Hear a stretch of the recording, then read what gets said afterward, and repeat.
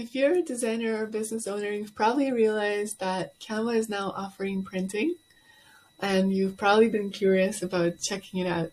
So here is me doing just that.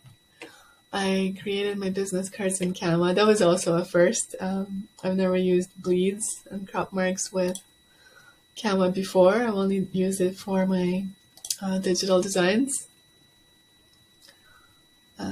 So you can say print business cards here, or when you download, there's also like print option.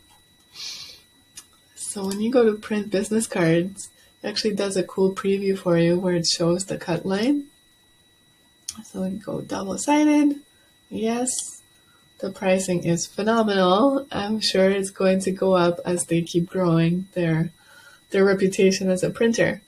So you can see here the crop marks, so you can make sure that your text and everything is not too close. Check both sides. Well, see, this needs a lot more room for bleed here. So you just enlarge that so that they have room to cut it on the edge. And go continue. Continue. Do a proofread. And you get free shipping.